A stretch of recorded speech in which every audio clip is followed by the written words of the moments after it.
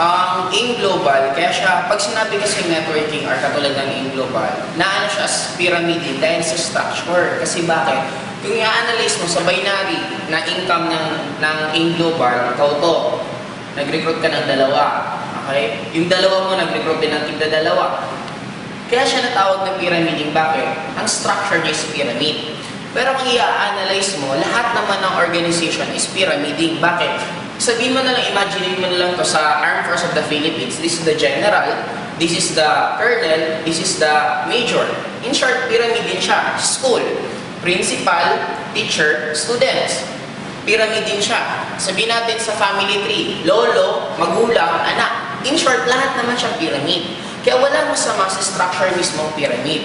Ang nangyayari lang na masasabi mong pyramiding ang isang networking company, the moment nag-join ka, at yung pera mong binalik is hindi value for money, yun ang nangyayaring pyramiding. In short, parang nagbayad ka ng pera, para lang dahil sa pwede kang kumita sa mga re-recruitin mo, yun ang tinatawag na pyramiding. Pero the moment nag-join ka sa isang networking company, kung magkano yung binayad mo, halos binalik din yung halaga, automatic, hindi na yun pyramiding. And ang AIM Global mismo, talagang lumagpas na kami sa pwede mong masabing pyramiding. Bakit? Approve mismo kami ng DSAP. Pwede mo siyang i-search sa YouTube, Direct Selling Association of the Philippines. In short, ito yung isa na inaaralan nilang sa networking company kung talagang tatagal siya at talagang maganda, kung well compensated yung mga distributor, automatic pag na-aprobahan ka nito, magiging ano ka as isa sa legal mismong networking company. And good enough po, we are the second na binary na na-aprobahan mismo ng DSAP. Ang tagal, ilang buwan, pinag-aralan ng DSAP kung talagang ma-aprobahan, and automatic na-aprobahan na rin tayo. And maliban doon, ang presidente mismo ng AIM Global last year, nabigyan siya ng 2010, top 10 Entrepreneur of the Year. Kumbaga, nabigyan siya ng award ng Entrepreneur Magazine na isa sa pinakamagaling na entrepreneur for the 2010. Kaya ganun kaganda ang AIM Global mismo. Maliban sa aprobado ka na ng DSAP, yung may-ari pa mismo talaga yung isa sa, kumbaga may mga nag-approve na mismo na talaga nagpapatunay na maganda yung networking company. Hindi lang sila ang nag-claim. Kumbaga parang sa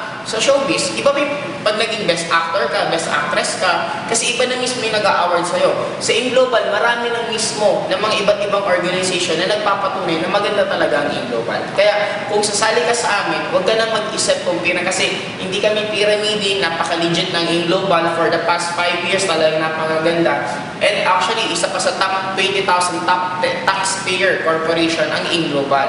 Napakaligal natin lahat, kaya wala ka na dapat ipag-alala kung hindi, trabahuin mo na lang.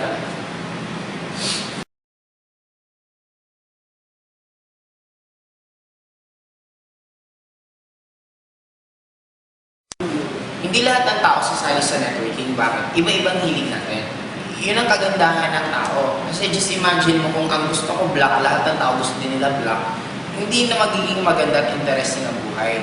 May mga taong gusto ng networking, may mga taong hindi. Bakit? Katulad yung mga tao na ang gusto nila nakakulong. Nakakulong sa isang kwarto, na yun at yun lang ginagawa nila. Mahirap mo rin sila mapa-networking. Bakit? Ang networking world, ito yung mga outgoing na tao. Ito yung mahilig pumunta sa iba't ibang lugar. Ito yung taong mahilig sa challenges. Yun ang normally mga taong nag-networking. May mga iba rin tao na kung ano na nakasanayan nila, ayaw na nila mag-adjust. Parang ang change. Kaya maraming taong ayaw ng change. Kasi the moment magkaroon ka ng change, automatic, anong kadugtong? Mawawala yung tinatawag na comfort. Magiging uncomfortable ka sa ginagawa mo the moment nagkakaroon ka ng change. Kaya maraming tao na gusto nila kung ano nakasanayan nila, yun lang, kasi nandun na sila. Na-comfort na sila ng ginagawa nila, kaya ayaw nilang gawin. Pero darating ang time, may mga ibang tao nag-shift pa rin. Kasi may mga ibang encounter, ayaw na nila mag-networking kasi masaya naman sila sa ginagawa nila. It's normal, the moment hindi pa nila masyadong need yung income. Pero the moment kinakapos na yun ng kita, doon na yung pamilya nila, kailangan pa ng mas malaking kita, doon na nila paminsan na-appreciate. Kaya ang gawin mo lang, antayin mo lang, may mga ibang taon talagang hantay mo munang mahinog, ma-open up, ma-appreciate ang networking, saka mo sila pwedeng mapajoin. May mga ibang sumasali after 1 year, after 2 years, after 1 month, after 1 day, depende sa taong yon. Kaya ikaw, as a networker, ang gawin mo lang, focus ka lang, present ka ng present, kasi sa dami ng mapipresentan mo, may mga ibang napresentan mo 6 months ago, ngayon na nag-join.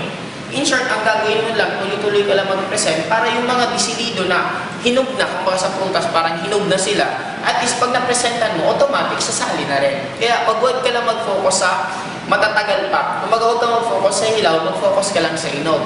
Kaya lang, paano malalaman yung hinog na sa hindi? Malalaman mo lang the moment presentahan mo. It's up to them kung gusto nilang mag-join or hindi na natin problema yon. Basta trabaho lang natin, the moment na-presenta natin sila, it's up to them kung okay sila or hindi.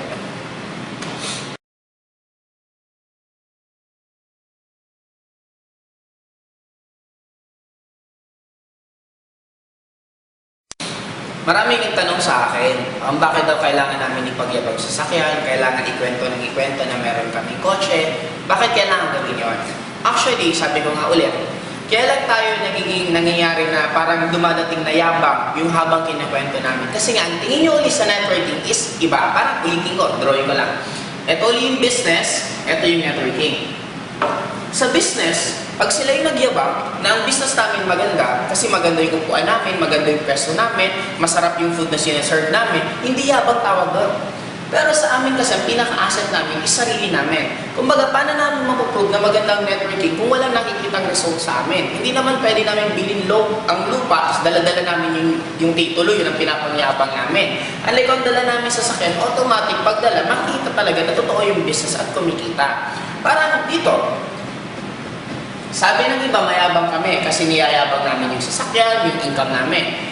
Di ba dito, naaalala niyo, may mga magulang na pagka-graduate ng anak, yung diploma sinasabit sa living room. Bakit nila sinasabit yun? Para ipagyabang na yung anak nila graduate. Kumbaga, para sa amin, yung achievement. May mga ibang magulang, yung medal ng anak talagang dinidisplay pa. Sa amin, ang achievement naman namin, yung sasakyan. Hindi naman namin pwedeng sasakyan isabit sa living room para patunayan na nandun. Diba? Kaya ang ginagawa lang namin, pareho lang naman, nagyayabang din to, nagyayabang din to, nagyayabang din kami. Kaya lang, huwag nyo kaming isabihin na kami lang kasi pareho sila ginagawa nila. Traditional business, paano mo sasabihin maganda yung negosyo mo? Katulad sa bar, sa gimikan, ang ipagyayabang nila, yung sounds nila, yung lights nila. Sa amin naman, yung nakikita talaga mismo. Kaya in a way, pareho lang, gumagawa din sila ng ganon. Kaya actually, hindi siya yabang. Nagkataon lang kung sa business side, yun ang magiging parang asset namin para lalong boom ang negosyo namin. Kaya binibida lang namin kung ano din meron kami, na katulad din ang ginagawa nitong dalawang to.